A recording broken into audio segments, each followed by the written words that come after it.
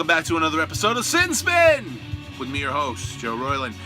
We're sticking with the kind of Americana theme that we had last week with Ryan Adams, as this week it's the return of my favorites band in that sort of field. And call them Americana, call them all country, call them cowpunk, whatever you feel like. But the old 97s are back with a new album, Graveyard Whistling. It is the band's second appearance on the show. The last time we talked about them was way back in 2014, episode 48, when we reviewed their last album, Most Messed Up, and third, actually, if you count lead singer Rhett Miller's solo album, The Traveler, that we talked about in episode 91 back in 2015. But anyway, the band, Reader's Digest version here. The band is Rhett Miller on vocals and acoustic guitar, Murray Hammond on bass and vocals, Ken Bethia on lead guitars, and Philip Peoples on drums and percussion. Not going to get into too much history on the band because I already did that in the earlier show. Go back and watch those. But it is the band's 11th studio album, their second on ATO Records, and it's produced by Vance Powell, recorded at his Sonic Ranch Studios in Nashville. And first thing I'll say off the bat, this album sounds amazing. Not just the songs, but the sonics of this record are killer. The arrangements, the mix, absolutely terrific. It was released back on February 24th, and as you know, I was sick as a dog the week this record came out. I didn't even get to really enjoy it or listen to it for a couple weeks after, once the ears cleared out and the sinuses cleared out, where I could actually fully take it in and listen to it. So I'm just getting around to reviewing it now. But the album kicks off with a great opener, I Don't Want to Die in This Town, which you're hearing right now, which barrels down the tracks with all the locomotive energy that the song's protagonist needs to escape the limits of a small town life.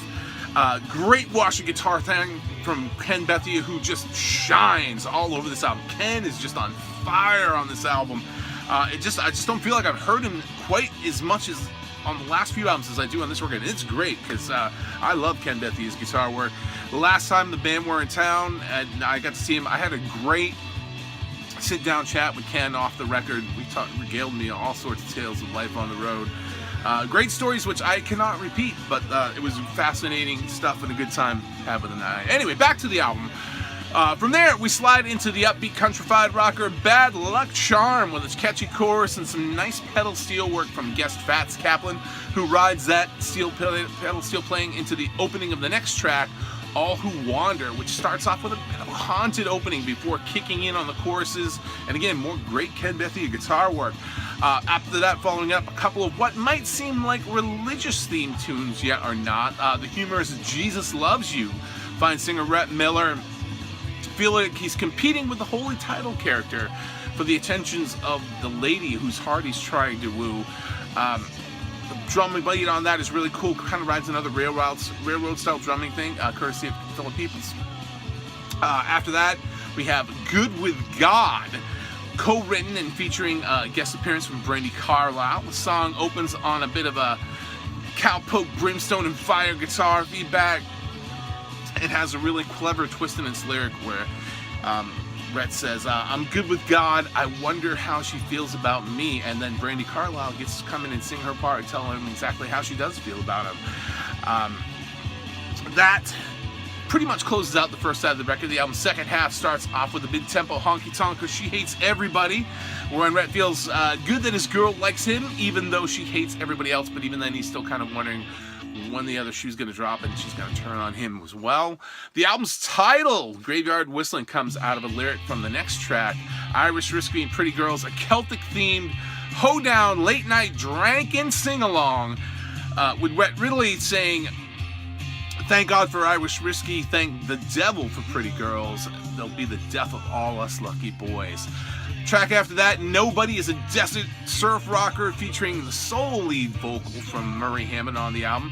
He's getting like less and less tracks on the album, but always great to still hear Murray vocal here and there on the record. Glad it's here. That is followed by the going off the rails cowpunk rocker Drinking Song, which is, you guessed it, another drinking song. And the old 97s do those so well. The band is always at their best when they're the most riotous and rocking, and there's plenty of that on this record. The tune after that, Turns Out I'm Trouble, starts off with a kind of a somber, darker shuffle that treads similar stylistic ground to All Who Wander, and even in the subject matter too, in that the song's protagonist is just not the goodly sort of person. The album does, though, close on the bouncy, upbeat number, Those Were the Days, wherein Rhett reminisces about all the crazy, wild things that he and his companions did when they were younger. Great to have another solid record back from the old 97s. Some of their material throughout the aughts was a bit hit and miss. It seemed like Rhett was saving a lot of his good stuff just for his solo albums, but then that changed around 2007 when the Grand Theater came out. And pretty much ever since then, the band has been on an upward roll with their album releases. This one, no exception. Graveyard Whistling.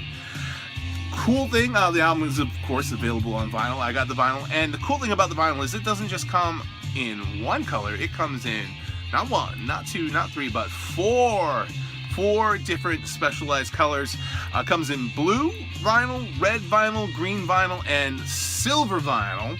I couldn't decide which one I wanted to get. They all look pretty cool. Saw some of my other friends posting pictures of the ones they got, and I said, you know what, I'm gonna let fate decide for me. I'm gonna go to the record store, and whatever one I see right in the front, that's the color I'm gonna get, which turned out to be the silver.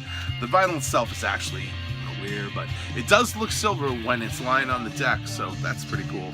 But also, I thought that the silver cover, excuse me while I slip the record back out of the sleeve, actually kind of fit the theme of the record and the album's cover too, where you have Graveyard Whistling, kind of black and whitish color.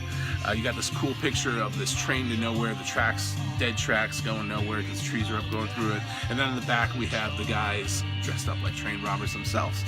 But I just felt like, yeah, the silver works for me and it's pretty cool. And I guess it's Rhett's favorite too, I found out after I bought it. If you get the, oh yes, Austin Russell too, that the vinyl comes with a digital download version. And if you get the CD, it's actually got the blue colored cover of the album. But that is our show for this week.